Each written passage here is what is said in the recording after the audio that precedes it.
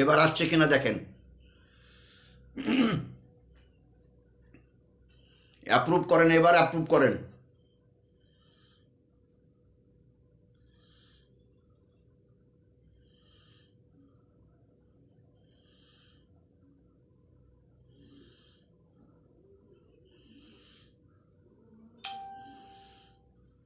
হুম। এবার এবার করছে। অ্যাপ্রুভ নোটিফিকেশন আসলো। হ্যাঁ, হ্যাঁ।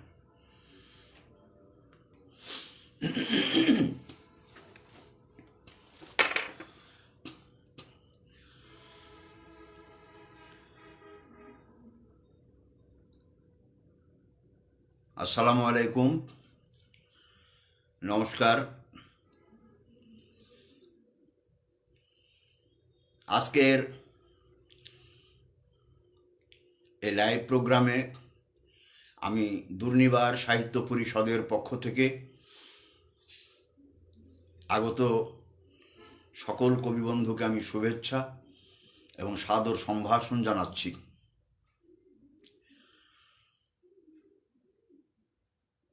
দুর্নিবার সাহিত্য পরিষদ কর্তৃক আয়োজিত আজকের এই লাইভ প্রোগ্রামে আমি আপনাদের সঙ্গে এবার আমি আপনাদের সামনে হাজির হয়েছি বাংলাদেশের পুণ্যনগরী খ্যাত শহর বগুড়া থেকে। আমি রাব্বানী সরকার। হ্যাঁ, ইতিমধ্যে নীলয়দা, স্বাগতম শ্রদ্ধেয় কবি, অনেক ধন্যবাদ, অনেক ধন্যবাদ দাদা ভাই, অনেক ধন্যবাদ। একটু জটিলতার কারণে কয়েক মিনিট মিস হয়ে গেল। আপনার আগমনে আমরা আনন্দিত, আমি আনন্দিত, আমি গৌরবান্বিত যে দুর্নিবার সাহিত্য পরিষদ কর্তৃক আয়োজিত এই লাইভ প্রোগ্রামে আমাকে আপনারা সুযোগ দিয়েছেন। আমি দু এক কথা বলবো, দু একটা কবিতা আবৃত্তি করব, কবিতা পড়ব, কিছু আলোচনা করব। যদি আপনারা সঙ্গে থাকেন তাহলে আমি সাহস পাব, উৎসাহ পাব। ইতোমধ্যে আমাদের সঙ্গে সংযুক্ত হয়েছেন অর্চনা মালাকার। শুভ সন্ধ্যা দি ভাই, আপনাকেও সুস্বাগতম। এবারে আমাদের সঙ্গে যুক্ত হয়েছেন আমাদের সুদূর বারাণসী থেকে আমাদের শ্রদ্ধেয় দাদা ভাই, প্রিয় কবি সুধাংশু শেখর বিশ্বাস। স্বাগতম কবিবর, অনেক শ্রদ্ধা, অনেক ভালোবাসা দাদা ভাই, আপনি এসেছেন, অনেক অনেক ধন্যবাদ। তো যেহেতু আমি 10-15-10 মিনিট আমার এই লাইভে যুক্ত হতে গিয়ে আমি সময়টাকে খেয়ে ফেলেছি, অতএব আমি আর দেরি করব না। আমি আজকের এই অনুষ্ঠান আমি শুরু করব। নদিয়া ইসলাম দাদা কেমন আছেন? হ্যাঁ দি ভাই, আমি ভালো আছি। আমি আজকে আপনাদের কবিতা শোনাবো, আমার কবিতা শোনাবো, আপনাদের কবিতা শোনাবো। তা আমি প্রথমেই একটি কবিতা আমি পাঠ করব, যে কবিতাটি আমি নির্বাচন করেছি আপনাদের শোনাবো বলে। সেটা হলো আমাদের বাংলাদেশের সব্যসাচী লেখক, কবি, ঔপন্যাসিক সৈয়দ শামসুল হকের নুরুল দিনের সারা জীবনের একটি কাব্যনাটকের একটি অংশ। এটা আমি আপনাদেরকে প্রথমেই আমি শোনাব। এটি আমি যেটি পাঠ করব সেটি নুরুল দিনের সারা জীবন কাব্যনাটকের প্রস্তাবনা। এই প্রস্তাবনায় নুরুল দিনের সারা জীবন কাব্যনাটকের পুরো আবহটা আপনারা পাবেন। আশা করছি আপনাদের ভালো লাগবে। ইতোমধ্যে আমাদের সঙ্গে যুক্ত হলেন প্রদীপ কুমার সেন। শুভেচ্ছা প্রিয় কবি, আপনি যুক্ত হয়েছেন আমাদের সঙ্গে, অনেক অনেক ধন্যবাদ। আমি চলে যাচ্ছি আবৃত্তিতে, আমি চলে যাচ্ছি।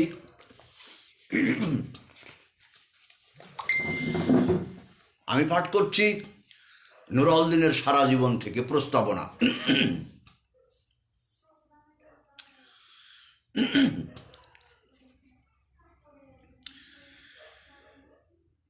নীলাক্ষা আকাশ নীল, হাজার হাজার তারা ওই নীল অগণিত, আর নিচে গ্রামগঞ্জ হাট জনপদ লোকালয় আছে ৬৯,০০০। ধবল দুধের মতো জ্যোৎস্না তার ঢালিতেছে চাঁদ পূর্ণিমার। নষ্ট ক্ষেত, নষ্ট মাঠ,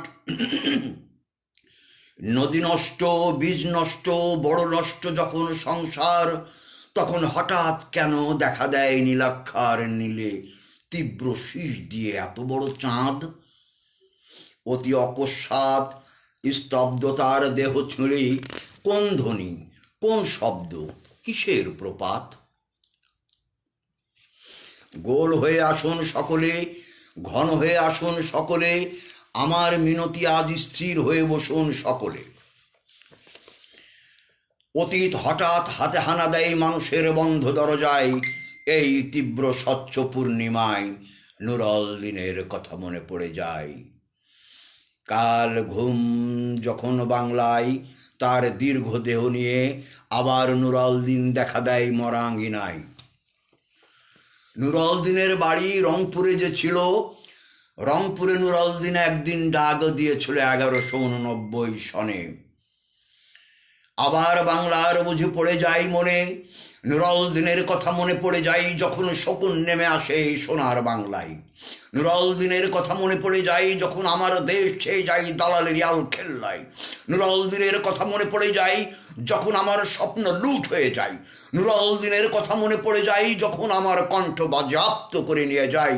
নুরুল দিনের কথা মনে পড়ে যায় যখন আমারই দেশে, আমারই দেহ থেকে রক্ত ঝরে যায় ইতিহাসে প্রতিটি পৃষ্ঠায়। আসুন, আসুন তবে আজ এই প্রশস্ত প্রান্তরে, যখন স্মৃতির জ্যোৎস্নার সাথে ঝরে পড়ে, তখন কে থাকে ঘুমে, কে থাকে ভেতরে, কে একা নিঃসঙ্গ বসে অশ্রুপাত করে। সমস্ত নদীর অশ্রু অবশেষে ব্রহ্মপুত্র মেশে, নুরুল দিনের কথা যেন সারা দেশে পাহাড়ি ঢলের মতো নেমে এসে সমস্ত ভাষায় অভাগা মানুষ যেন জেগে ওঠে আবার এ আশায় যে আবার নুরুল দিন একদিন আসিবে বাংলায়, আবার নুরুল দিন একদিন কাল পূর্ণিমায় দিবে ডাক, জাগো বাহে কণ্ঠে সবাই, কণ্ঠে সবাই। ধন্যবাদ। আপনারা জানেন যে এই এই ব্রিটিশ বিরোধী আন্দোলনে বাংলা মায়ের দামাল কিছু ছেলে যারা ব্রিটিশ আন্দোলনের বিরুদ্ধে বিদ্রোহ ঘোষণা করেছিল, তো নুরুল দিন বাংলার এমনই একজন দামাল ছেলে যে তার নিজের জীবন দিয়ে হলো দেশ মাতৃকাকে রক্ষা করার জন্য নিজের জীবনকে উৎসর্গ করেছিলেন। সেই নুরুল দিনকে নিয়েই কবিতাটি আমার খুব ভালো লাগে। প্রদীপ কুমার সেন বলছেন অসাধারণ নির্বাচন, অসাধারণ পাঠ, রোমাঞ্চিত হচ্ছে। অনেক ধন্যবাদ ত্রিদেব দা, স্বাগতম কবি দাদা, অনেক ধন্যবাদ দাদাই। অসাধারণ আবৃত্তি, প্রিয় কবি, কি কণ্ঠ। অর্চনা মালাকার বললেন অনেক ধন্যবাদ দি ভাই। নিলয় চৌধুরীও কান যেন মধুময় শব্দ উচ্চারণে মোহিত, দুর্দান্ত কণ্ঠ। সুধাংশু শেখর বিশ্বাস বললেন আবৃত্তির ধারা প্রবাহ।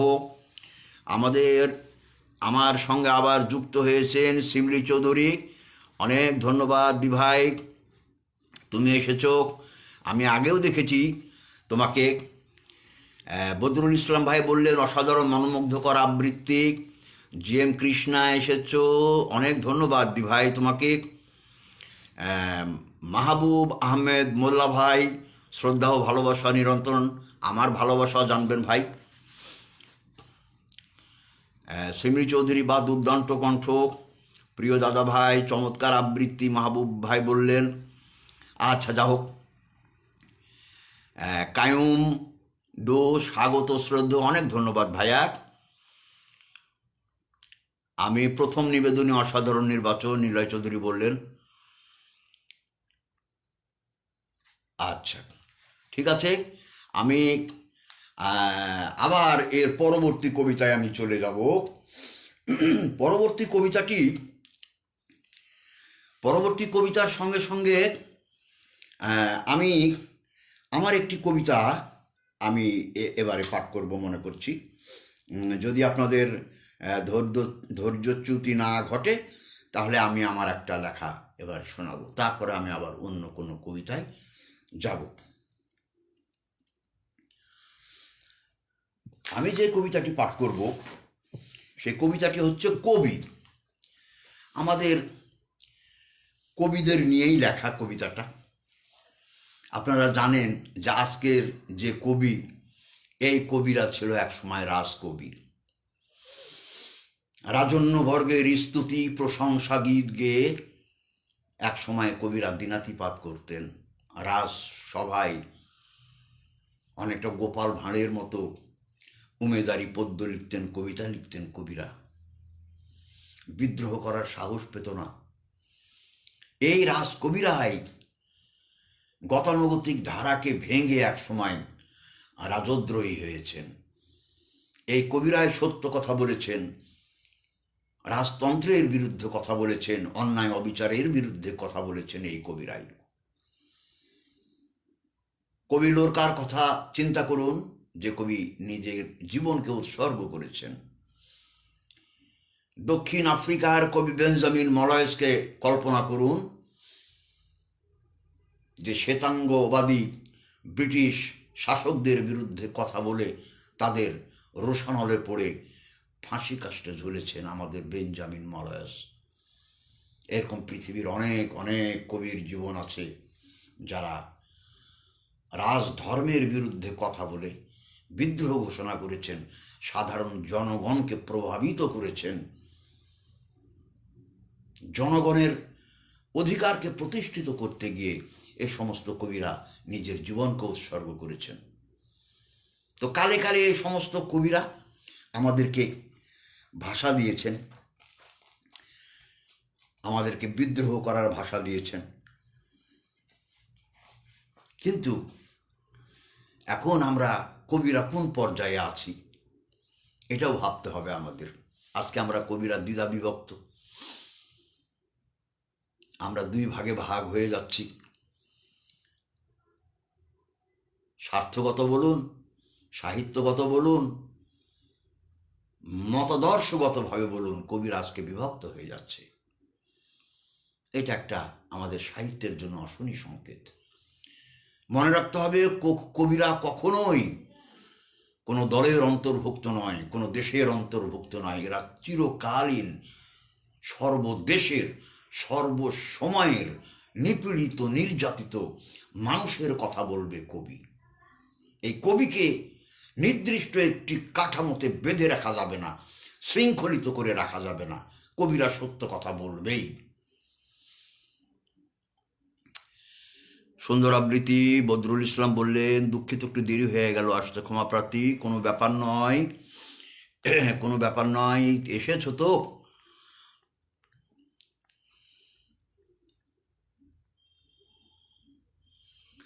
হ্যাঁ, অনেকে এসেছেন। মুন্সি কবির ভাই দেখছেন, আব্দুল মহিদ ভাই দেখছেন।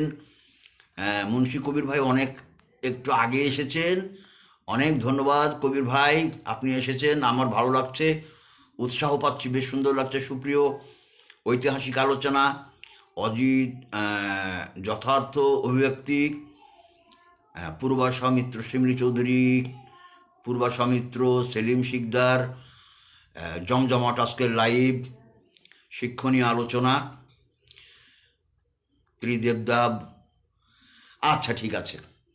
প্রদীপ কুমার সেন বলে, ঠিক, কবিরা বিবেকের কণ্ঠস্বর। জি, আপনি সত্য কথা বলেছেন।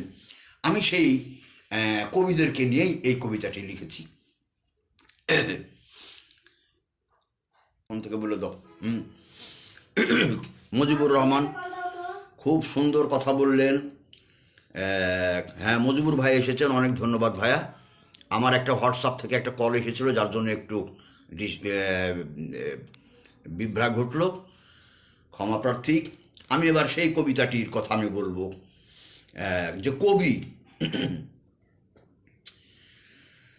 পংক্তিমালা পংক্তিমালা নয় যে গড়ে যাবে নারীর মন, খুলে ফেলবে তার নেকাব উপমা আভরণ। নক্ষত্র খচিত আকাশ নয় অনন্ত নীলে, শাপলা শালুক হয় যদিও কাক চক্ষু ঝিলে। রাজপ্রাসাদের অলিন্দ ঘেঁটে সোজা রাজপথে, মিছিলে সামিল হলো কবি সময়ের দ্বৈরথে। হরফের কার্তজ ফোটে ভাঙে মানুষের ঘুম, সোনামাখা ভরে জাগে চেতনার বোধিদ্রুম। অনাদি আকাশ ছুঁয়ে যায় কবির দুহাতে, ঝরুক অঝরা কাব্যধারা ভাবনার প্রপাতে। ফসলের মাঠে গ্রাম পদ ঘাটে পথিক কবি, মানুষেরই গানে আঁকে নবজীবনের ছবি। কবির স্বপ্ন এমনই, ভয় করে না মৃত্যুর, নিত্য নতুন শব্দের হাঁটে দূর থেকে বহুদূর। কবির স্বপ্ন এমনই, ভয় করে না মৃত্যুর, নিত্য নতুন শব্দের হাঁটে দূর থেকে বহুদূর। দূর থেকে বহুদূর কবিতার শব্দে, কবির শব্দের হাঁটে কিভাবে? আমি মনে করি যে কবির কণ্ঠস্বর হচ্ছে প্রফেসি। আপনারা বলবেন প্রফেসি কেন? প্রফেসি তো ঐশী বা নবী তত্ত্বের বিষয় চলে আসলো। হ্যাঁ, তো হ্যাঁ, আমি ওই দিকে ওই প্রসঙ্গে আমি যাব না। প্রফেসির মানে নবী তত্ত্বের বিষয়ে আমি যাব না, বা অবতার তত্ত্বের দিকেও আমি যাব না। আমি প্রফেসি কথাটা বলেছি, প্রফেসি দিয়ে কিন্তু একটা অর্থ হয়, সেটা হলো ভবিষ্যদ্দ্রষ্টা বা ভবিষ্যৎবাণী। যারা ভবিষ্যৎকে চোখে দেখতে পান, দূরদৃষ্টি দিয়ে দেখতে পান, যারা ভবিষ্যৎকে নিয়ে দু এক কথা বলতে পারেন, তারাই হচ্ছে প্রফেসি, তারাই হচ্ছে প্রফেট।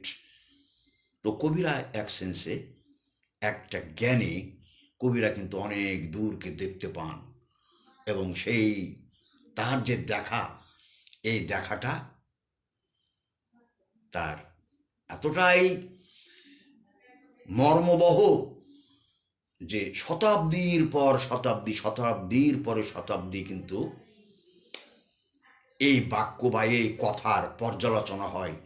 মানুষ এর রূপ, ওই কথাটার রূপ, কবির ওই ছন্দের রূপ, ওই অর্থের রূপ, বাক্যের অর্থের রূপটা নতুন নতুনভাবে উদ্ধার করে, নতুন নতুনভাবে হৃদয়ঙ্গম করে, এবং নতুনভাবে মানুষ আলোকিত হয়। তো কবিরা এক অর্থে তারা যে তারা এই যে ব্যাপ্তি নিয়ে চিন্তার রাজ্যে, এই বিরাট একটা ব্যাপ্তির ভিতর দিয়ে যে চিন্তা করেন, যে কথা, যে শব্দ মালা প্রক্ষেপণ করেন, যা কবিতা, যা মানুষের হৃদয়কে ছোঁয়, কবিরা তাই ভবিষ্যৎ দ্রষ্টা, কবিরা তাই ভবিষ্যৎ প্রবক্তা। অনেক ধন্যবাদ, আমি এদিকে আর যাব না। এবারে আমি আপনাদের সুন্দর কথা বললেন, নতুন লেখকদের জন্য কিছু বলেন বঙ্কিম সরকার।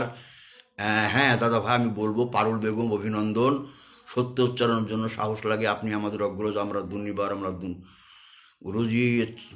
বদরুল ইসলাম প্রাণবন্ত উপস্থাপন, ত্রিদীপদা বললেন বেশ উজ্জ্বল লাগছে সুপ্রিয় কবি, অনেক কিছু শিখতে পারো কবিগুরুর কাছ থেকে, অনেক ধন্যবাদ। না ভাই, পারুল ভাই, আমি কবিগুরু না, আমি খুব যৎসামান্য, আমার সীমাবদ্ধতা আছে, হ্যাঁ, আমার জ্ঞান সসীম, আমি অনেক কিছুই জানি না, আমিও আপনাদের মতোই শিখছি। আচ্ছা, মালা সেন্দে অপূর্ব লেখা, রাখি সিমলি চৌধুরী, কি যথার্থ কাব্যিক প্রকাশের মধুর আবৃত্তি, মন ভরে গেল, কবিকে নিয়ে আপনার হৃদয় ছুঁয়েছে, অনেক ধন্যবাদ। আচ্ছা, সোহাসী অপু, আপনার আলোচনা খুবই হৃদয়াগ্রহী, শুভকামনা রইল আপনার জন্য। হ্যাঁ, অপুদা, আপনার জন্য অনেক অনেক আমার শুভেচ্ছা, ভালোবাসা। অর্চনা মালাকার বললেন, দুর্দান্ত দুর্নির্বার কবি আপনি, মনোমুগ্ধ উপস্থাপন, কবিতা আবৃত্তি, সততায় শক্তি, সত্যই। আচ্ছা, দুর্নিবার সাহিত্য পরিষদের আজকের লাইভে উপস্থিত সকল গুণী কবিদের সাদর সম্ভাষণ। আমিও সম্ভাষণ জানাচ্ছি, সবাইকে আমন্ত্রণ জানাচ্ছি। রাখি চৌধুরী বললেন, খুব সুন্দর সমৃদ্ধ একটা অনুষ্ঠান, অনেক ধন্যবাদ। বঙ্কিম সরকার বললেন, নতুন কবিদের কিছু বলুন। হ্যাঁ, নতুন কবিদের প্রসঙ্গে আমি একটা কথাই বলবো, যারা লিখছেন, যারা লেখা শুরু করেছেন বা যারা কিছু দূর এগিয়ে গেছেন, তারা গতানুগতিক ধারা ত্যাগ করে তারা লেখার ভিতরে পরীক্ষা নিরীক্ষা করবেন, ভাবনার পরীক্ষা নিরীক্ষা করবেন, শব্দ প্রক্ষেপণের পরীক্ষা নিরীক্ষা করবেন, তবেই তাদের লেখা আরও সমৃদ্ধ হবে। আর গতানুগতিক লেখা লিখতে থাকলে লেখার পরিবর্তন আসবে না, যেগুলো কবিতা কবিতা হয়ে উঠবে না। অতএব মর্মকে স্পর্শ করে এমন কিছু বাণীকে উচ্চারণ করতে গেলে অবশ্যই লেখাপড়া দরকার। লেখাপড়া ছাড়া ভালো লেখা কোনোদিনও সম্ভব হয় না। অতএব লেখাপড়া চালিয়ে যেতে হবে, পড়তে হবে প্রচুর। একেবারে আপনার মধ্যযুগীয় কবিদের থেকে শুরু করে আধুনিক যুগের কত কবি সাহিত্যিক আছে, আমরা কতটুকু পড়েছি, আমরা কিছুই জানি না।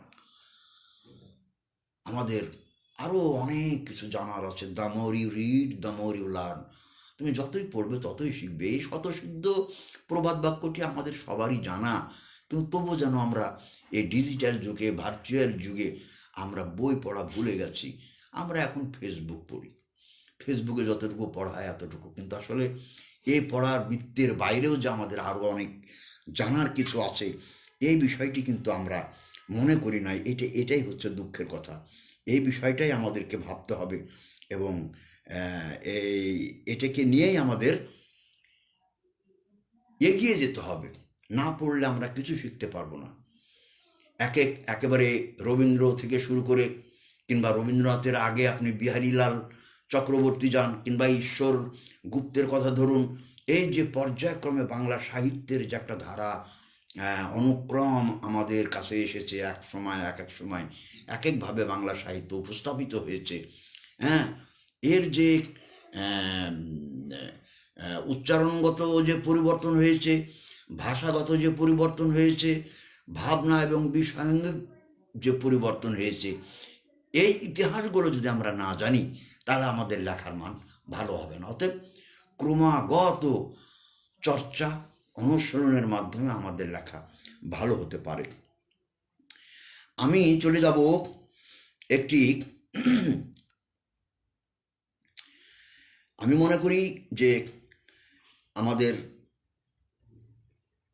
যদি আমরা রবি ঠাকুরকে না জানি, কাজী নজরুলকে যদি আমরা না জানি, তাহলে আমাদের লেখা সীমাবদ্ধ থেকে যাবে। কারণ এই যে মহাসাগরের ভিতরে যদি একটু আমরা অবগাহন না করি তাহলে আমরা কি পাবো?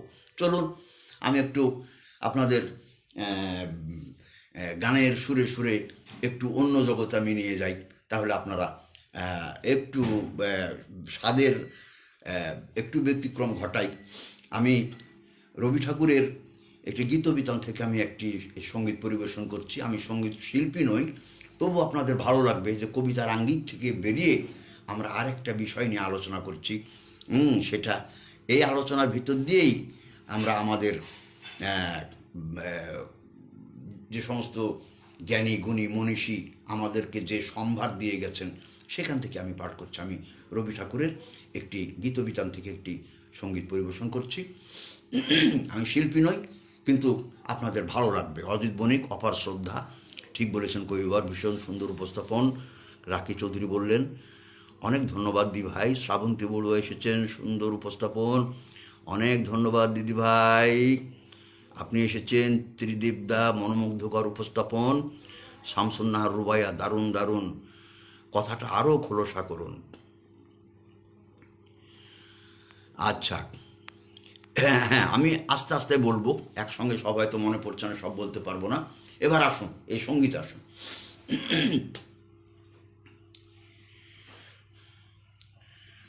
উড়িয়ে ধ্বজা অব্রভেদী রথে, ওই যে তিনি, ওই যে বাহির পথে, ওই যে তিনি, ওই যে তিনি, ওই যে বাহির পথে, ওই যে তিনি, ওই যে বাহির পথে, উড়িয়ে ধ্বজা অব্রভেদী রথে, ওই যে তিনি, ওই যে বাহির পথে।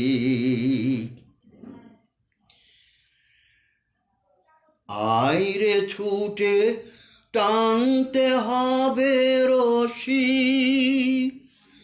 ঘরের কোণে রইলি কোথায় বসি, ভিড়ের মধ্যে ঝাঁপিয়ে পড়ে গিয়ে ঠাঁই করে তুই নেড়ে কোনো মতে, ওই যে তিনি, ওই যে বাহির পথে, উড়িয়ে ধ্বজা অব্রভেদী রথে, ওই যে তিনি, ওই যে বাহির পথে।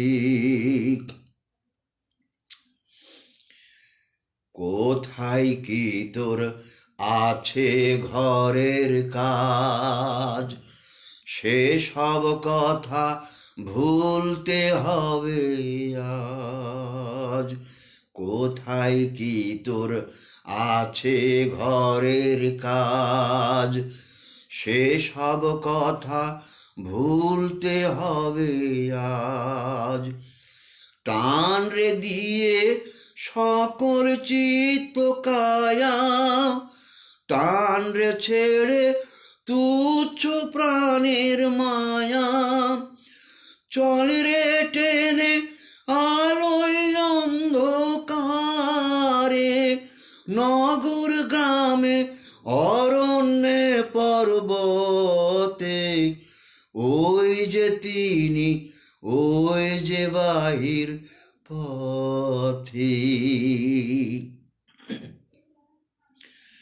ওই যে চাকা ঘুরছে রে ঝনঝনি, বুকের মাঝে শুনছ কি সে ধ্বনি,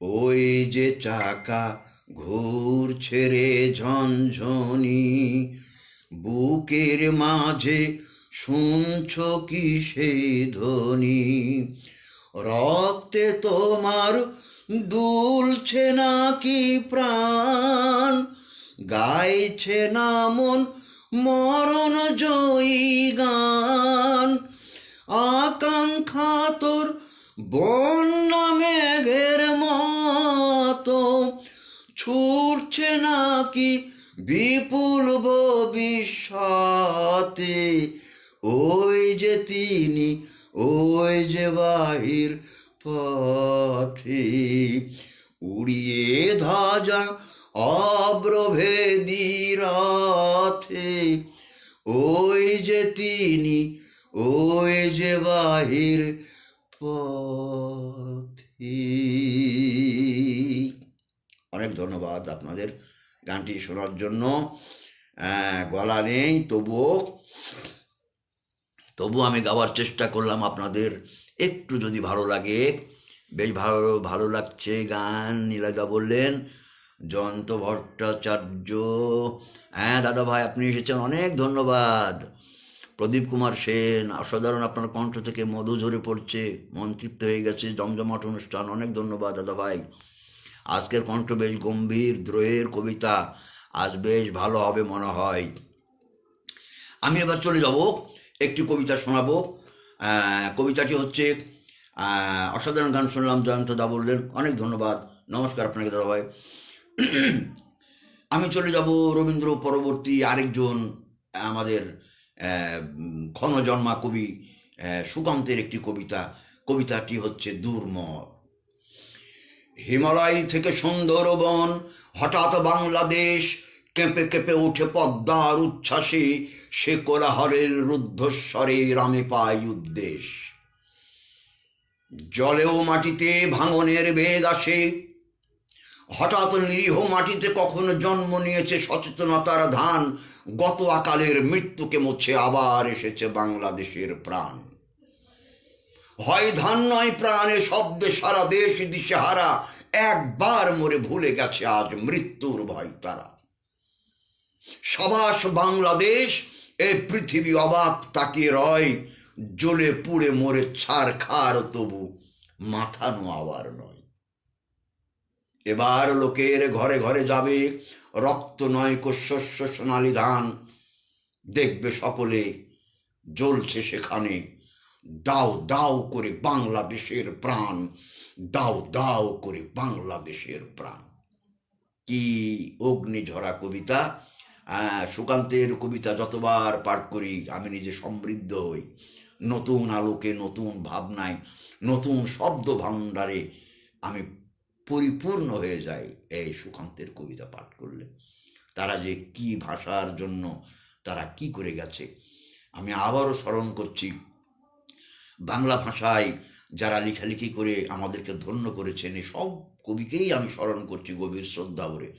আমি গভীর শ্রদ্ধা ভরে স্মরণ করছি স্মরণকালের বীর বাঙালি যারা বাংলা ভাষার জন্য নিজের জীবনকে উৎসর্গ করেছেন। ফেব্রুয়ারি মাস, ভাষার মাস, সামনে 21শে ফেব্রুয়ারি। তা আমি শ্রদ্ধা অবনত চিত্তে আমি সেই সমস্ত যুগশ্রেষ্ঠ, দেশশ্রেষ্ঠ সেই সমস্ত বীর বাঙালিকে আমি শ্রদ্ধা ভরে স্মরণ করছি, যারা বাংলা ভাষাকে, মাতৃভাষাকে পৃথিবীর দরবারে সমুন্নত করবার প্রচেষ্টা করে গেছেন।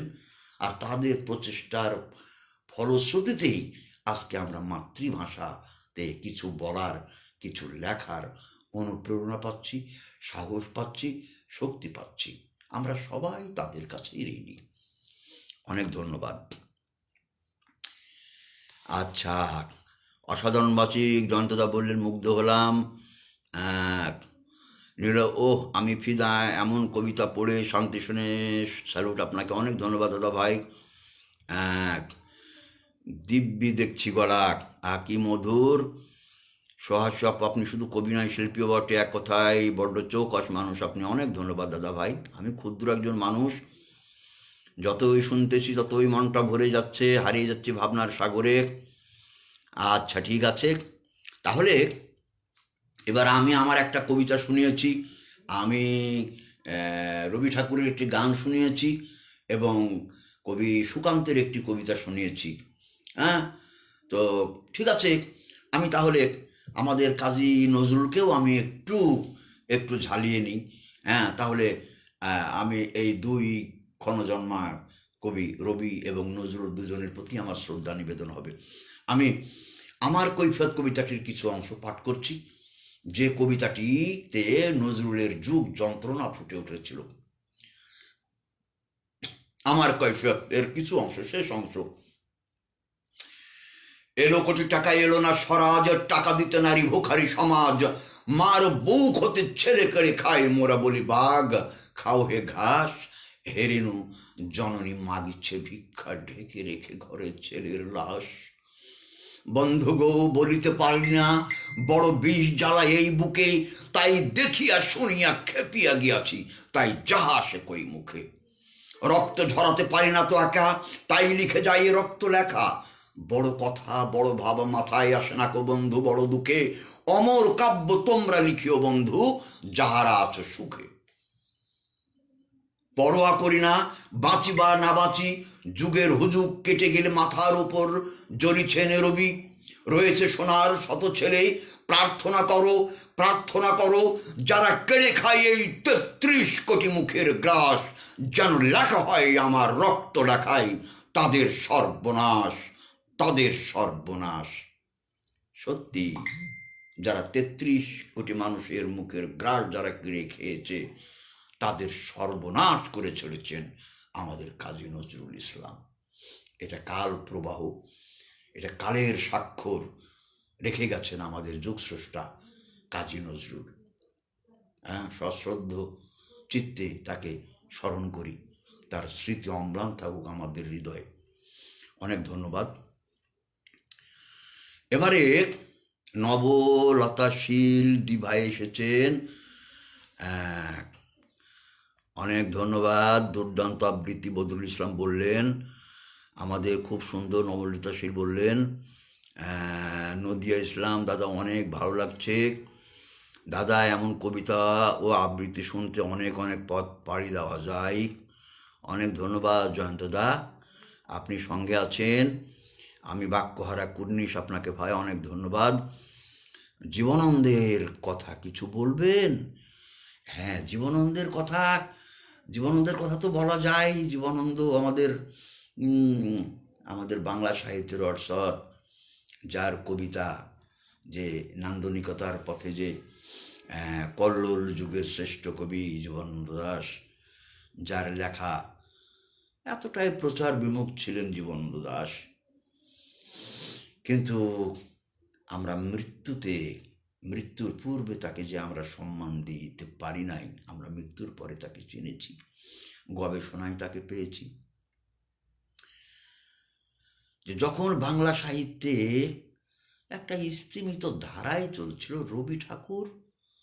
রবি ঠাকুরের অনুসৃত যে কবিতার রীতিতে সমগ্র বাঙালি কবি সমাজে আটকা পড়েছিল, যেখান থেকে বের হওয়ার রাস্তা পাচ্ছিল না, তখন এই পঞ্চ পাণ্ডব খ্যাত কয়েকজন কবি, সর্বপ্রথম যার নাম স্বীকার করতে হয় দীনেশচন্দ্র, সঙ্গে সঙ্গে অচিন্ত্য কুমার সেনগুপ্ত এবং মহিলাল মজুমদার, এরা একটু বয়সে বড়। পরবর্তীতে সুধীন্দ্রনাথ দত্ত, বিষ্ণুদেব, অমিয় চক্রবর্তী, জীবনানন্দ দাশ, এনারা এই যে কল্লোল যুগে একটা ধারা তৈরি করলেন কল্লোল পত্রিকার মাধ্যমে, যেখানে শেষ পর্যন্ত রবি ঠাকুর এবং নজরুলও যোগ দিয়েছিলেন। তো আমি আমাদের বঙ্কিমদা যেহেতু একটা কবিতার কথা বললেন যে জীবনানন্দ সম্পর্কে কিছু বলুন, তো জীবনানন্দ দাশের যে কবিতাটি আমাকে সব সময় আলোকিত করে, আমাকে খুবই ভাবায়, আমি সেই কবিতাটি পাঠ করব। এই কবিতাটি আমি আমার হৃদয় দিয়ে আমি পাঠ করি, এবং আমার মনে হয় যে জীবনানন্দ দাশ, তার অনেক ভালো কবিতা আছে। বনলতা সেন ধূসর পাণ্ডুলিপি থেকে কিংবা ঝরা পালক থেকে এর অজস্র কবিতা আছে, কিন্তু যে কবিতাটি বনলতা সেনের পরবর্তীতে, যেমন 8 বছর আগের একদিন, এই সমস্ত কবিতা কালোত্তীর্ণ অবশ্যই, কিন্তু তার একটি কবিতা, যে কবিতাটি আমাদের অন্তরে বেঁচে থাকবে অনেক অনেক দিন, সেই কবিতাটি আমি পাঠ করব। আমি পাঠ করছি অন্ধকার। গভীর অন্ধকারের ঘুম থেকে নদীর ছল ছল শব্দে জেগে উঠলাম আবার। তাকিয়ে দেখলাম পাণ্ডুর চাঁদ বৈতরণের থেকে তার অর্ধেক ছায়া গুটিয়ে নিয়েছে যেন কীর্তিনাশার দিকে। ধানসিঁড়ি নদীর কিনারে আমি শুয়েছিলাম পৌষের রাতে, কোনো দিন আর জাগবো না জেনে, কোনো দিন জাগবো না আমি, কোনো দিন জাগবো না আর। হেনিল কস্তুরী আভার চাঁদ, তুমি দিনের আলো নও, উদ্যম নও, স্বপ্ন নও, হৃদয়ে যে মৃত্যুর শান্তি ও স্থিরতা রয়েছে, রয়েছে যে অগাধ ঘুম, সে আস্বাদ নষ্ট করবার মতো শেল তীব্রতা তোমার নেই। তুমি প্রবাহমান যন্ত্রণা নাও, জানো নাকি চাঁদ নীল কস্তুরী আভার চাঁদ, জানো নাকি নিশীথ আমি অনেক দিন অন্ধকারের সারে অনন্ত মৃত্যুর মতো মিশে থেকে হঠাৎ ভোরের আলোর মূর্খ উচ্ছ্বাসে নিজেকে পৃথিবীর জীব বলে বুঝতে পেরেছি। আবার ভয় পেয়েছি অসীম দুনিব্বার বেদনা, দেখেছি রক্তিম আকাশে সূর্য জেগে উঠে মানসিক সৈনিক সেজে পৃথিবীর মুখোমুখি দাঁড়াবার জন্য আমাকে নির্দেশ দিয়েছে। আমার সমস্ত হৃদয় ঘৃণায় বেদনায় আক্রোশে ভরে গিয়েছে। সূর্যের রৌদ্রে আক্রান্ত এই পৃথিবী যেন কোটি কোটি শুয়োরের আর্তনাদে উৎসব শুরু করেছে। হায় উৎসব! হৃদয়ের অবিরাল অন্ধকারের ভিতর সূর্যকে ডুবিয়ে ফেলে আবার ঘুমোতে চেয়েছি আমি। অন্ধকারের স্তনের ভিতর জনির ভিতর অনন্ত মৃত্যুর মতো মিশে থাকতে চেয়েছি। কোনোদিন মানুষ ছিলাম না আমি। হে নর হে নারী, তোমাদের পৃথিবীকে চিনিনি কোনোদিন। আমি অন্য কোনো নক্ষত্রের জীব নই, যেখানে স্পন্দন সংঘর্ষ গতি, যেখানে উদ্যম চিন্তা কাজ, সেখানে সূর্য পৃথিবী বৃহস্পতি কাল পুরুষ অনন্ত আকাশ গ্রন্থি। শত শত শুকুরের চিৎকার সেখানে, শত শত শুকুরির প্রসব বেদনার আড়ম্বর, এই সব ভয়াবহ আরতি। গভীর অন্ধকারের ঘুমের আস্বাদে আমার আত্মা লালিত। আমাকে জাগাতে, আমাকে কেন জাগাতে চাও? হে সময় গ্রন্থি, হে সূর্য, হে মাঘ নিশীথের কোকিল, হে স্মৃতি, হে হিম হাওয়া, আমাকে জাগাতে চাও কেন? অরব অন্ধকারের ঘুম থেকে নদীর ছলো ছলো শব্দে জেগে উঠব না আর। তাকিয়ে দেখব না নির্জন বিমিশ্র চাঁদ বৈতরণীর থেকে অর্ধেক ছায়া গুটিয়ে দিয়েছে কীর্তিনাশার দিকে। ধানসিঁড়ি নদীর কিনারে আমি শুয়ে থাকব ধীরে পৌষের রাতে। কোনো দিন জাগব না জেনে, কোনো দিন জাগব না আমি, কোনো দিনও আর। অনেক ধন্যবাদ। এ হচ্ছে আমাদের জীবনানন্দ। জীবনের, আমাদের সাহিত্য জীবনের আনন্দই জীবনানন্দ। হ্যাঁ, তার কবিতা হয়তো আমাদের স্বল্প জ্ঞানে আমরা এর অর্থটাকে আমরা অনুগাম করতে পারি না, বুঝতে পারি না, কিন্তু যদি উপর্যুপরি বারবার বারবার পুনরাবৃত্তি করি, বারবার যদি পড়ি, বোঝার চেষ্টা করি, তবেই আমরা জীবনানন্দ দাশকে অনুভব করতে পারব। এবারে আমি, সময় খুব বেশি নেই, আমি আমার কবিতাতে আর যাব না। আমি আমাদের এই ফেসবুক থেকে আমি দু একটা লেখা আমি বেছে নিয়েছি, যে লেখাগুলো আমার মনকে ছুঁয়েছে। এমনই একটা লেখা আমি পাঠ করব। সেই লেখাটি হচ্ছে গোগ্রাসে গিলছি। এই কবিতাটি লিখেছেন আমাদের নিলয় চৌধুরী। আপনারা জানেন দুর্নিবার সাহিত্য পরিষদের একজন সম্মানিত পরিচালক, এবং বলা যাবে যে দুর্নিবার সাহিত্য পরিষদের অন্তরালে উনি একজন সক্রিয় কর্মী এবং খুব ভালো কাজ করছেন, এবং এই লেখালেখিতে উনি অনেকটা অগ্রসর হয়েছেন। আপনারা জানেন যে ওনারা স্বামী স্ত্রী নিলয় চৌধুরী এবং শিমিলি চৌধুরী মিলে 2019-এ নবাঙ্কুর নামে একটি যৌথ কাব্যগ্রন্থ প্রকাশ করেছে। সেটা আমি পড়েছি, ভালো লেগেছে। আমি একটা রিভিউ লিখেছিলাম, এবং এবারের বইমেলাতে আর একটি বই আসছে নিলয় চৌধুরীর। বইটি হচ্ছে নিখিলেশ, একটি জীবনী কাব্য বলা যায়। তার বন্ধু নিখিলেশকে নিয়ে একটি খুবই হৃদয়গ্রাহী একটি কাব্যগ্রন্থ এসেছে। আপনারা পারলে পড়বেন। লেখাটির ভিতরে অনেক অনেক স্মৃতিচারিতা আছে, জীবনবোধ আছে, এবং বন্ধুর প্রতি সহমর্মিতা আছে। সব কিছু মিলিয়েই আমার কাছে খুব কাব্যগ্রন্থটা ভালো মনে হয়েছে। তো যাই হোক, আমি পাঠ করছি নিলয় চৌধুরীর গোগ্রাসে গিলছি। খাচ্ছি না আজকাল কোনো কিছুই, কেবল গিলছি সব। সময় কোথায় রয়ে শুয়ে চিবিয়ে খাবার, আমাদের যে সব চাই সব। বাজ বিচার করার কোনো কিছুই নাই, গোগ্রাসে সব গিলে খাচ্ছি তাই।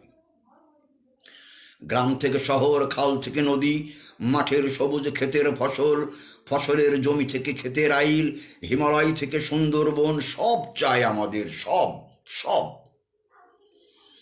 সংস্কার হোক বা সভ্যতা, উন্মাদের মতো গিলছি সবাই। চড়কের মেলা গাজির গান খেয়ে নিয়েছি সেই কবেই, লুঙ্গি খেয়ে এখন হাফ প্যান্টে, সালোয়ারের নিচ থেকে খেতে খেতে এখন বারমুডা, কবে কোথায় গিয়ে আমাদের খিদে মিটবে জানি না। যৌথ পরিবার খেয়ে খেয়ে এখন শুধুই পরিবার, না ওতেও পেট ভরছে না আজ। এক ছাদের মধ্যে এখন পার্সোনাল রুম আলাদা করে দিয়েছি পরিবারের লোকদের, চাই চাই আরও চাই।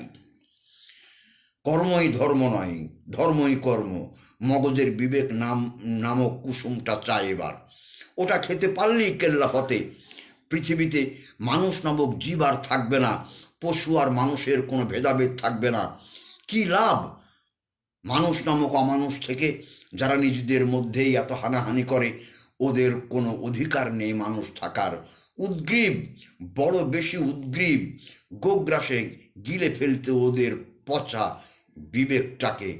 আমি এখন খুব প্রতিবাদী এবং খুব শ্লেষাযুক্ত কবিতা যে উনি বলেছেন যে আসলেই আমরা আমাদের মনুষ্যত্ববোধকে আমরা গিলে খেয়েছি, আমরা আমাদের সংস্কৃতি গিলে খেয়েছি। হ্যাঁ, মানে যেন সবই যেন আমরা গোগ্রাসে গিলছি, আমাদের বাঙালিয়ানা আর আমাদের মাঝে নেই। হ্যাঁ, এ শুধু বাঙালিয়ানা নয়, আমাদের একান্নবর্তী পরিবারের যে ধ্যান ধারণা সেটাকেও আমরা নষ্ট করে ফেলেছি। আজকে মা বাবা পিসি মামা কিংবা ভাই বোন সব মিলে যে আমাদের একান্নবর্তী পরিবারের যে ধারণা, সে ধারণাটাই পাল্টে যাচ্ছে। শুধু কি তাই, আমরা বৃদ্ধ পিতামাতার জন্য আমরা বৃদ্ধাশ্রম প্রতিষ্ঠা করছি। আমাদের সভ্যতার কতটাই না উন্নত হয়েছে একটু ভাবুন, খুবই লজ্জার। যাই হোক, এই কবিতাটি আমার কাছে খুব ভালো লেগেছে, ওনাকে অনেক অনেক ধন্যবাদ। এবার আমি আরেকটি পাঠ করব। এই কবিতাটি আমি নিয়েছি এই জন্যই যে কবিতাটি নিয়েছি সুদূর ভারতের উত্তর প্রদেশের বারাণসীর কবি আমাদের সুধাংশু শেখর বিশ্বাস, যিনি আমাদের বাংলাদেশের মানুষ ছিলেন। উনি স্বাধীনতা যুদ্ধের পরবর্তী সময়ে উনি ওপারে গেছেন এবং সেখান থেকে এখন পর্যন্ত উনি বাংলা সাহিত্য নিয়ে আছেন। ওনার এই লেখাটা আমার কাছে ভালো লেগেছে, তাই আমি হাসান শরীফ আজকের কবিতা পাঠে আমি মুগ্ধ হলাম। অনেক ধন্যবাদ শরীফ ভাই, আপনি এসেছেন। প্রদীপ কুমার সেন বললেন, ভাই নিলয় তোমার কবিতা মনকে ভীষণভাবে নাড়া দিয়ে গেল। হ্যাঁ, সত্যি তার লেখাটা আমাকেও অনেক অনেক আনন্দ দিয়েছে। নবলতা সে ধন্যবাদ দি ভাই, কি সুন্দর লেখা, দারুণ পাঠ, অনেক ধন্যবাদ দি ভাই।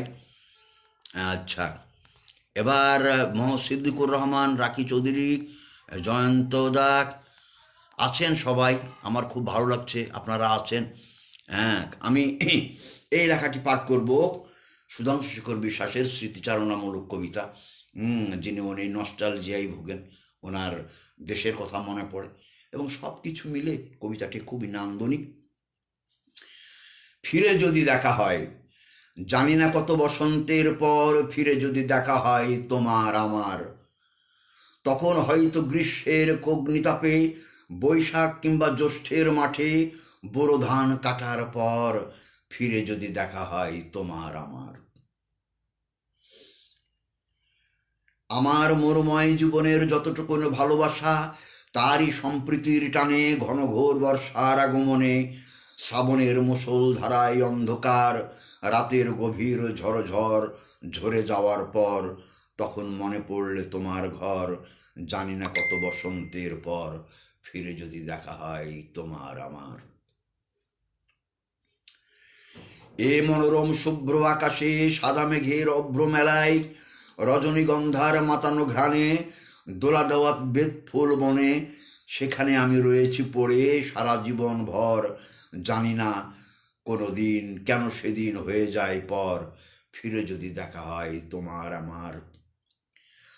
শীতের কনকনে হাওয়ায়, পৌষ মাঘের কমে যাওয়া জলে, কর্মের বোঝা টানার পরে মনে পড়ে মটরশুটির ক্ষেতের পাশে নাড়ার সেই ছোট্ট কুড়ে ঘর, জীবনের কত দশকের পর ফিরে যদি দেখা হয় তোমার আমার। আর সব ঋতু চলে যাওয়ার পর ঋতুরাজ বসন্তের আগমনে, নবকিশলায় তার সবুজ চোখ মেলে, পুরাতন সব কিছু দিলে, তখন মনে পড়লে তোমার ঘর। জানি না সে কত বসন্তের পর, কোথায় কি করে আবার দেখা হবে তোমার আমার। তুমি আছো, আমিও আছি, আজ নেই সেই সব স্মৃতিময় দিনের স্মৃতি ঘেরা সুখের মিনার। তাই আজ কাপে হৃদয় থর থর থর, জানি না হায় কত বসন্তের পর, ব্যথায় ভরে হৃদয় আবার। তোমার ঘর আমার ঘর, ঘর হয় জীবনে সবার, কিন্তু স্মৃতি থাকে চিরদিন সহচর। জানি না এ কিসের হাহাকার, সে যে কত বসন্তের পর, ফিরে যদি দেখা হয় তোমার আমার। নান্দনিক কবিতা, খুবই স্মৃতিচারণমূলক কবিতা। তার নিজস্ব পরিচিতি, নিজস্ব পৈতৃক ভিটে বাটি, নিজের দেশ স্বদেশ সব কিছু আছে এই কবিতার ভিতরে। আচ্ছা, আহ, দুর্দান্ত পাঠ হচ্ছে। শিমলি চৌধুরী একটু অনুরোধ করেছেন একটি গানের জন্য। হ্যাঁ, কবিতাটি আমার পড়া শেষ হয়েছে। আমি আর একটি কবিতা পাঠ করব। এই কবিতাটি আমাকে অনেক আগে আমাকে দিয়ে রেখেছেন আমাদের প্রিয় কবি অর্চনা মালাকর, আমার দেশের মানুষ, রাজশাহী জেলার মানুষ। উনি আমাকে যেদিন শুনেছেন যে আমার লাইভ আছে, উনি আমাকে বলেছিলেন যা ভাই আমার এই লেখাটা একটু আবৃত্তি করুন। তো যা হোক, আর কেউ লেখা দেননি। আমি এই ওনার লেখাটা আমি না পাঠ করলেই আমি পারছি না। আপনারা শুনুন, লেখাটি ভালো লাগবে। রনি তুমি ফিরে এসো, কলমে অর্চনা মালাকার। রনি তুমি কোথায়? ফিরে আসো রনি, তুমি না অধিনায়ক, বলার ভাবছো না দলের হার জিত? তুমি কবে আসবে? জামগুলো ঝরে গেছে, কামরাঙায় রং ধরেছে, ডাগর হয়ে উঠছে বিলাতি আমড়া। খাঁচায় বন্দি সেই টিয়া পাখি যাকে তুমি খোলা আকাশে উড়িয়ে দিয়েছিলে, প্রতিদিন সে তোমাকে খুঁজে বেড়ায়। নারকেল গাছের কাঠবেড়ালি দুটো রোজ বিকেলে যাদের সাথে ছুটোছুটি করতে, ওরা অপেক্ষায় থাকে তোমার জন্য, শুধু তোমার জন্য। তুমি ফিরে আসবে বলে স্কুল গেটের ভিখারিটা চেয়ে থাকে, যাকে খাবার কিনতে টিফিনের পয়সা দিতে। শারদীয় উৎসব এসে গেছে, নারকেলের লাড়ু মোয়া মা রেখেছে তোমার জন্য। মাকে কাঁদতে দিও না রনি, তুমি ফিরে এসো। এবার পাকা কুলগুলো সব তোমাকে দেব। দুষ্ট ছেলে, মাকে কষ্ট দিতে আছে। দেখো না মায়ের চোখে জল। তোমার গোলাপ গাছে লাল গোলাপ ফুটেছে কি সুন্দর। কি বললে, তুমি আর আসবে না? ওরা তোমাকে আটকে রেখেছে না ফেরার দেশে। তুমি নীলাকাশ হয়ে তারা হয়ে সবাইকে দেখো। গড়াই তোমাকে নিয়ে গেছে না ফেরার দেশে সবাইকে ফাঁকি দিয়ে। রনি তুমি ফিরে এসো, ওরা তোমার অপেক্ষায় আছে। হ্যাঁ, কবিতাটির পাঠ করে আমার একটু মনে হয়েছে যে কবি আবু জাফর ওবায়দুল্লাহর সেই মায়ের সেই যে খোকা কবে আসবি, ওই যে সজনে ফুল ফুটেছে, কবে নারকেলের কালার বড়ি আমি শুকিয়ে রেখেছি, কবে আসবি। তো এই কবিতাটির বিষয়াঙ্গিক এই কবিতাটির সঙ্গে মিলে যায় এবং নান্দনিক আপনি যে কথাগুলো বলতে চেয়েছেন রনির উদ্দেশ্যে, হ্যাঁ, বেশ অনেকটা আমি কি বলবো যে অবশ্যই রনি এখন বর্তমানে নেই, যাকে আপনি দেখেছেন তাকে আপনি আহ্বান করেছেন যে মায়ের মনের যে কি কষ্ট এই এই রনির জন্য, হয়তো সম্ভবত ছেলে, এ ছেলের জন্য মা এখনও অপেক্ষায় আছে কবে আসবে। কিন্তু আসলে সে যদি না ফেরার দেশে চলে যায় তাহলে তার আসার আর প্রশ্নই ওঠে না।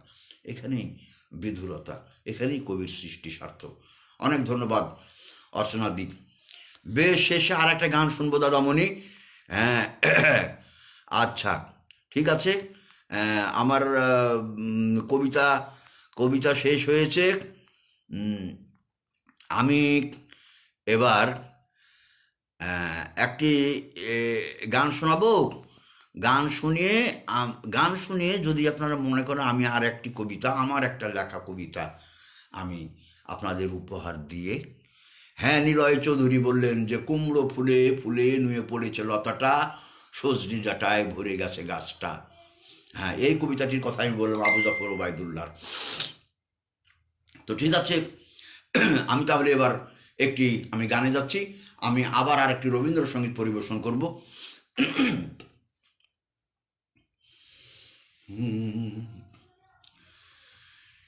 কেন সারাদিন ধীরে ধীরে, কেন সারাদিন ধীরে ধীরে, বালু নিয়ে শুধু খেলো তীরে, কেন সারাদিন ধীরে ধীরে, চলে গেল বেলা রেখে মিছে খেলা, ঝাঁপ দিয়ে পড়ো কালো নীরে, চলে গেল বেলা রেখে মিছে খেলা, ঝাঁপ দিয়ে পড়ো কালো নীরে, অকুল ছানিয়ে যা পাও তা নিয়ে হেসে খেলে চলো ঘরে ফিরে, কেন সারাদিন ধীরে ধীরে, নাহি জানি মনে কি বাসিয়া, পথে বসে আছে কে আসিয়া, কি কুসুম বাসে ফাগুন বাতাসে, হৃদয় দিতেছে উদাসিয়া, চলো রে খেপা বাতাসে, সাথে নিয়ে সেই উদাসী রে, কেন সারাদিন ধীরে ধীরে, বালি নিয়ে শুধু খেলো তীরে, কেন সারাদিন ধীরে ধীরে, কেন সারাদিন ধীরে ধীরে। অনেক ধন্যবাদ। এবার নিলয় চৌধুরী বললেন দুর্নিবার সাহিত্য পরিষদ আগামীকাল 1 মাস পূর্তি, আমাদের আগামী পথ চলা নিয়ে আপনার মূল্যবান মতামত দিন। হ্যাঁ, অবশ্যই দেবো। আমি এই কবিতাটি শুনিয়ে আমি এবার আপনার এই দুর্নিবার সম্পর্কে আসবো। আমার এই কবিতাটি খুব রিসেন্ট, খুব অল্প দিনের লেখা। কবিতাটি শুনুন। কবিতাটির নাম অভিশাপ। রচনায় পুরো 15 মার্কস, বুঝলি? বলেছিলেন বটে যুধিষ্ঠির বাবু, মানে আমাদের পণ্ডিত মশাই। নৌকা ভ্রমণ কিংবা বটগাছের আত্মকাহিনী, নিয়মানুবর্তিতা, চরিত্র, ধান, পাট, গরু এটসেট্রা। তোমার জীবনের লক্ষ্য সন্দিগ্ধ জেনেও আমার আগ্রহ ছিল ঢের। পণ্ডিত মশাইয়ের চোখে আমাকে ঘিরে প্রত্যাশার ফুলকি দেখেছিলাম সেদিন। বল বল দেখি, তুই কি হতে চাস জীবনে? ছেলেবেলা থেকে বেশ সাজিয়ে গুছিয়ে কথা বলতে পারতাম আমি। তা দেখে নানি বলতেন, উকিল হোস, মামলা বাড়ছে রে, তুই মক্কেল পাবি বিস্তর। বাদীর চেয়ে যেখানে বিবাদীর কদর বেশি, রেস্কি পয়সা ঝনঝন করে উঠে আদালতের বারান্দায়, খনি ধর্ষকের তাবেদারি করে আইনি গ্রন্থ, সত্যকে ডুবিয়ে মিথ্যের আস্ফলন দেখিয়ে কালো গাউনের পাড়ায়। কিছুটা ক্ষোভ, কিছুটা অশ্রদ্ধা আছে এ পেশায়। তবে কি আমি মহান শিক্ষক হব? যার নাই কোনো গতি সেই করে পণ্ডিতি। পণ্ডিত মশাইয়ের চশমার ভাঙা ফ্রেমে বহু স্বপ্নের মৃত্যুকে দেখেছি। পাঞ্জাবি রাস্তিনে সামাজিক অবহেলার জমাটবদ্ধ ময়লার পুরো আস্তরণ দেখেছি। দুপায়ের অক্ষয় চটিতে সস্তা নীতি কথাকে মুখ লুকিয়ে কাঁদতে দেখেছি। খুব কম দামে বড় নামে তার বুকের ভেতরে ক্ষয় রোগের ভ্রুকটি দেখেছি। না না, আমি না খেয়ে মরা পণ্ডিত হব না। ডাক্তার হব, পল্লী সমাজের নরেশ হব, রমেশ হব, ক্লিনিকে ক্লিনিকে সেবার ছদ্মনামে রমরমা বাণিজ্য ব্যাসাতি, পরীক্ষা নিরীক্ষার নামে প্রতারণা জালিয়াতি, হাসপাতালে রুগীর উপচে পড়া ভিড়, ডাক্তারের সিরিয়াল দিতে গুনে দিতে হয় সর্বস্ব বন্ধকীর কচকচে নোট। আহা, বড় প্রবঞ্চিত করুন মানব সেবা খাত, তার চেয়ে মেচো হওয়া ভালো জ্যান্ত মরা বেচে। ইঞ্জিনিয়ার হব, সানশাইন ফ্ল্যাট বাড়ি হবে, হবে অঢেল সম্পত্তি রাতারাতি, বউ যাবে হনলুলু, মেয়ে থাকবে অটোয়াই, সোডা বোতল কাঁচা মাংসে আমি বাংলোই, রডের বোতলে বাঁশ, গড়ে দেবো ব্রিজ কালভার্ট, পিচ পাথরে মুড়ে দেবো প্রগতির চাকচিক্য, অবশেষে গণধোলায় খাবো ঠিকাদারের হাতে, বড় লজ্জার চরম ঘৃণার আমি তা হব না। পণ্ডিত মশাই অভিশাপ দিলেন, তবে কবি হ। যত যন্ত্রণা মানুষের, যত বঞ্চনা সমাজের, বুকে তুলে নিবি অনুভবে, বর্ণ বাক্য বিন্যাসে কাব্য প্রণয়ের বাণী স্তবে, নির্ঘুম রাত কাটিয়ে দিবি একা কলমের সাথে। আমি কিছুই হতে পারিনি, হয়েছি এক কবি। আগুন ঝরাতে পারি না কলমে, হতেও পারেনি সব্যসাচী। ঠুনকো সম্মান হয়তো আছে বন্ধু সমাজে, নিত্য অভাবে বাঁকা মুখ ঘর ঘরণীর, অবজ্ঞায় বেঁচে আছি। অনেক ধন্যবাদ। আর কবিতা নয়, আমি এই কবিতাটি পাঠ করার সঙ্গে সঙ্গে আমার আজকের আয়োজন শেষ করলাম। যেহেতু নিলয়দা বলেছেন, বললেন যে আমাদের এই দুর্নিবার সাহিত্য পরিষদ সম্পর্কে দু এক কথা বলার, আমি আজকে খেয়াল করেছি যে আজকে সদস্য সংখ্যা প্রায় ৮ শতাধিক, মানে ৭৭৯ না কত দেখলাম, সম্ভবত ৮০০ পার হয়ে যাবে হয়তো, ৮ শতাধিক। মাত্র এক মাসের ভিতরে ৮ শতাধিক সদস্য কবি লেখকের সরগরম হয়েছে গ্রুপটি চলছে। এবং আমি দেখেছি যে অনেকেই কবিতা পড়ে কমেন্টস করছেন, এটা একটা ভালো দিক।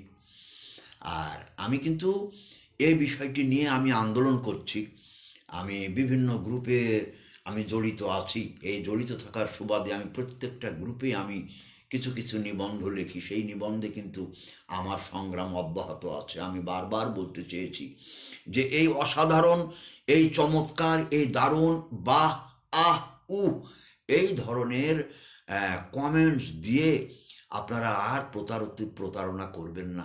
আমি পাঠককেও বলবো, যারা লিখছেন তাদেরকেও বলবো যে না,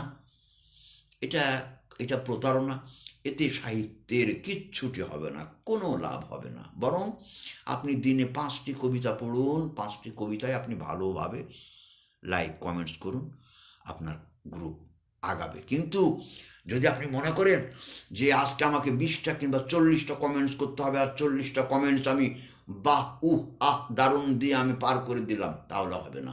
দেখবেন না পড়ে কমেন্টস করার যে প্রবণতা, এটা চলে আসবে। আমি আশ্চর্য হয়েছি, আমি একটি নিবন্ধ লিখেছি, আর একজন আমাদের বাংলা সাহিত্যের একজন কবি, আমি কোন দেশের সে কথাও বলবো না, বাংলাদেশেরও হয়েছে, কলকাতারও কবিরও হয়েছে, যারা কবিতাটি পাঠ করার, আমার নিবন্ধ পাঠ করার পরে উনি কমেন্টস করেছেন, বা অসাধারণ একটি কবিতা। তাহলে বুঝুন এ কমেন্টসের দশাটা কী। তাহলে আমি এই জন্যই অনুরোধ করব যে আপনারা পড়বেন। আসল কথাটা হলো, ফেসবুকে ঢুকেছেন, বই কিনে পড়ার চাইতে ফেসবুকে অনেক ভালো ভালো লেখক লিখছেন, অর্থাৎ তাদের লেখা পড়ি আমরা, 1টা 2টো 3টে আমার সাধ্য অনুযায়ী আমরা পড়ার চেষ্টা করি। এই যদি আমরা না পড়ি তাহলে কিন্তু আমাদের লেখার মান ভালো হবে না। অতএব আমাদেরকে পড়তে হবে, কমেন্টসেরকে আমাদেরকে পড়তে হবে। কিন্তু এই দায় সারা গোছের যে কমেন্টস, এই কমেন্টসের এই ধারা থেকে আমাদের গ্রুপ সমূহকে আমি বের হয়ে আসার একটা স্বনির্বন্ধ অনুরোধ করব। হয়তো অনেকেই আমি এই সত্য কথাগুলো বলে আমি কারো কারো কাছে বিরাগ ভাজন হয়েছি, কেউ আমার প্রতি মন খারাপ হয়েছেন।